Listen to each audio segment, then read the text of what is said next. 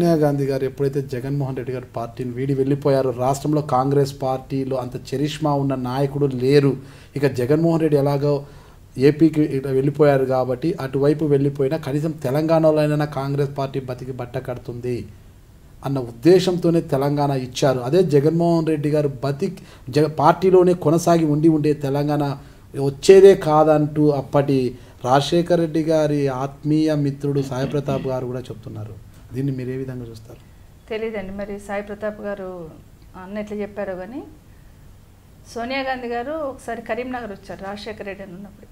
అక్కడే మీటింగ్లు అనౌన్స్ చేశారు. మేడం, మీ ఆకాంక్ష నేను అర్థం చేసుకున్నా, భవిష్యత్తులో ఖచ్చితంగా మీ ఆకాంక్ష నెరవేర్చే దిశగా కాంగ్రెస్ పార్టీ రూలింగ్లోకి వస్తే అప్పుడు ప్రతిపక్షంలో ఉన్నాం సోనియా గాంధీ గారు కూడా. నేను ఎమ్మెల్యేగా ఉన్నప్పుడు కరీంనగర్ వచ్చారు. అప్పుడు అన్న ప్రతిపక్ష నాయకుడు సరైన సమయంలో సరైన నిర్ణయం తీసుకుంటామన్నారు. అదే తప్పకుండా నిర్ణయం సరైన సమయం అంటే అధికారంలోకి వచ్చినాక సరైన సమయంలో అన్నారు. మీ ఆకాంక్ష నాకు తెలుసు, దాన్ని తప్పకుండా నెరవేరుస్తాం కాంగ్రెస్ భవిష్యత్తులో అని చెప్పింది కరీంనగర్లో. తర్వాత కాంగ్రెస్ గవర్నమెంట్ ఫామ్ చేయడం అక్కడ ఇక్కడ వచ్చిన ప్రతిసారి మేడం ఏం చెప్తారు, సరైన సమయంలో తప్పకుండా నెరవేరుస్తామని చెప్తారు. సరైన జగన్మోహన్ రెడ్డి గారు పార్టీ వీడిపోవడంతో వచ్చింది అనుకోవచ్చు. లేదండి, అట్లే ఆమె ఎప్పటికైనా ఇచ్చేదనే నమ్మకం మాకు ఉండింది. ఎందుకంటే రాజశేఖర రెడ్డి గారితో అసెంబ్లీలో కూడా పెట్టించింది తను. లాస్ట్ అసెంబ్లీలో బిఫోర్ ఎలక్షన్స్ కన్నా ముందు అనుకుంటా, ఐ థింక్ పెట్టించింది తనతో. అసెంబ్లీలో కూడా పెట్టించున్నారు మేడం. తెలంగాణకు కట్టుబడి ఉన్నామనే ఫీలింగ్ వచ్చేటట్టు పెట్టించున్నారు తీర్మానం. కాబట్టి మాకు తెలుసు ఖచ్చితంగా తెలంగాణ ఇస్తారని తెలుసు.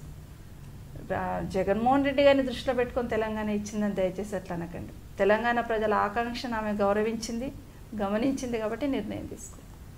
ఓకే మేడం, ఇకపోతే మీ వ్యక్తిగత విషయాలకు వస్తే సవితా ఇంద్రారెడ్డి గారికి కొద్దిగా షాపింగ్ సినిమాలు ఎక్కువ ఇంట్రెస్ట్ ఉండేవంటుంటారు కదా, అంటే సినిమాలు బాగానే చూస్తున్నారు ఇప్పుడు?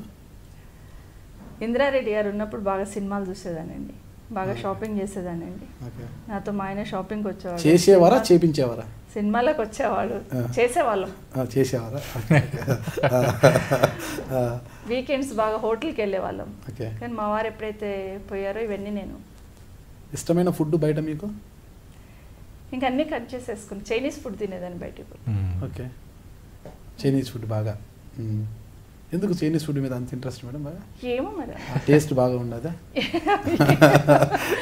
చైనీస్ ఫుడ్ ఇష్టపడేదాన్ని కాబట్టి వీకెండ్స్ ఎప్పుడైనా వెళ్ళేవాళ్ళం, సినిమాలకు వెళ్ళేవాళ్ళం, షాపింగ్కి వెళ్ళేదాన్ని. ఇంద్రారెడ్డి గారు చనిపోతే షాపింగ్ బంద్, సినిమాలు బంద్, హోటల్స్ ఏంటి ఇంకా అంతే, షాపింగ్ కూడా బంద్. ఇంద్రారెడ్డి గారితో చిట్ట చివరిసారిగా చూసిన సినిమా ఏది? లాస్ట్ డే ఆయన వెళ్తూ కూడా నాకు ఒక సినిమాకి వెళ్దామని అడిగారు. వెళ్తూ లాస్ట్ మీరు అన్నారు ఏం పిక్చర్ ఏం మాట్లాడారు, వెళ్తూ కూడా ఇప్పుడైనా నువ్వు సినిమాకి వెళ్దామంటే చెప్పు నేను డ్రాప్ చేసుకుంటాను అన్నారు. మా పిల్లలు ఆ రోజు సినిమాకి వెళ్ళారు. పిల్లలు ఎక్కడున్నారు అని అడిగితే సినిమాకి వెళ్ళారు వాళ్ళు, మా తమ్ముడితో వెళ్ళారని చెప్పారు. అయ్యో మనం కూడా వెళ్ళేవాళ్ళం కదా, ఇప్పుడు మనం వెళ్దామా అని అడిగారు. అంటే ఇప్పుడు ఎక్కడ వెళ్తాము అని అంటేను వెళ్తూ డోర్లోకి వెళ్ళి ఇప్పటికైనా అడుగుతున్నాను సినిమాకి వెళ్దామంటే నేను డ్రాప్ చేసుకుంటాను అన్నారు. బట్ ఆ రోజు ఇంట్లో మా ఆడపడుచులు అందరూ ఉన్నారు, మా అత్తమ్మ ఉన్నారు, మా అమ్మ ఉన్నారు, మా నాన్న ఉన్నారు. నేను ఇంట్లో ఇంతమందిని పెట్టుకొని సినిమాకి వెళ్తే అది మర్యాద అనిపించుకోదు, 2 days తర్వాత వెళ్దామండి అని చెప్పారు. ఏం సినిమా మేడం అది? బ్రహ్మానందం సినిమా ఏదో ఉండే, రాజేంద్ర ప్రసాద్. బ్రహ్మానందం రాజేంద్ర ప్రసాద్ నవ్వు ఏదో కామెడీ మూవీ ఏదో ఉండే. సరే మేడం, ఇక ఆ ఎపిసోడ్ అంతా పక్కన పెడితే మీ రోజువారీ కార్యక్రమం ఎలా ఉంటుంది? రోజు ఏముందంటే ఉదయం లేవగానే పేపర్స్ చదవడం, బ్రేక్ఫాస్ట్ చేయడం. బ్రేక్ఫాస్ట్ చేయను అనుకోండి, నేను టీ తాగేసి రెడీ అయిపోయి జనాలు ఉంటే కిందికి వస్తాను. ఎవరు లేకపోతే మధ్యాహ్నం పిల్లలతో కలిసి లంచ్ చేస్తాను.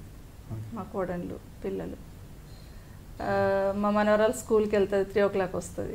మా మనవాడు వస్తాడు 12 o'clock అట్లా వస్తే వాడుతూ ఉంటాను. ఒకసారి మనవరాలు వస్తే మనవరాలు, కోడలతో కూర్చొని పాత రోజుల జ్ఞాపకాలు అవన్నీ నెమరు వేసుకుంటుంటారా? అంతే కదా, నేర్పించాలి కదా భవిష్యత్తులో ఇలా ఉండాలి, కుటుంబంలో ఇలా ఉండాలి. మనది చాలా పెద్ద ఫ్యామిలీ, మా బాధ్యతలను వాళ్ళకి ఒక్కొక్కటి అప్పచెప్తూ ఉండాలి కదండి. వంటకాలు ఏమో నేర్పిస్తుంటారా కోడలకి?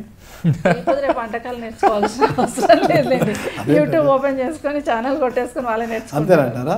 మీరు పాత తరం వాళ్ళు అంటే అప్పట్లో మీరు వంటలు బాగానే చేసింటారంటే ఆ వంటకాలు ఏవి రుచికరంగా ఎలా ఉండాలి వాళ్ళు చేసేస్తారు. మా పెద్ద కోడలు చేస్తారు. పెద్ద కోడలు చేస్తారా? పెద్ద కోడలు చేస్తుందండి. అంటే కావాలి చప్పకి తినొచ్చుంటారు ఇక్కడ. బట్ అమ్మాయి గొప్పదనం నేర్చుకోవాలా. చికెన్ మధ్యలో పెట్టుకుంటే కూడా తను ఏమాత్రం విసుకోకుండా వడ్డిస్తుంది. తను చికెన్ తింటారా తను? తినరు. ఇప్పటికి తినరా? మీరు నేర్పించలేదా? వడ్డిస్తుంది. మనల్ని మాన్పియకపోతే చాలనా? మనం అంతేనంటారా? మనం మాన్పియకపోతే చాలు, మనం తినడే. ఇకపోతే మీ భవిష్యత్ కార్యాచరణ ఏమిటి మేడం? భవిష్యత్తులో ఏముందండి, అసెంబ్లీకి పోటీ చేయాలి. అంతేనంటారా? పదవులు ఉన్నా లేకపోయినా ప్రజల మధ్యలో ఉండాలంటే చివరి ప్రజలకు సేవ చేయాలి. చివరి వరకు. ఓకే. ఇప్పటికీ మీకు ఇష్టమైన పదార్థం ఏంటి మేడం తినడానికి? కానీ ఏమో ఫుడ్ చాలా తక్కువ అండి. ఏం మేడం? చాలా మిత్తంగా తింటారమ్మా. చాలా తక్కువ తింటాను. చాలా తక్కువని ఏం తింటారు బాగా? ఇది అదేని కాదు, ఏది ఉంటే అది తింటాను. నాన్ వెజ్ ఎక్కడ ఏం బాగా లేకపోతే మామిడికారం వేసుకుని తినేస్తాను. నాన్ వెజ్ ఎక్కువ తినరు. నాకు ఇష్టం తక్కువ. నమస్కారం అండి, నేను మీ సవిత ఇంద్రారెడ్డిని. నా ఇంటర్వ్యూ i-Dream న్యూస్లో చూడండి. నమస్కారం అండి, నేను కార్తిక్ రెడ్డి. నాది మరియు మా అమ్మగారిది ఇంటర్వ్యూ మీరు i-Dreamsలో తప్పకుండా చూడండి.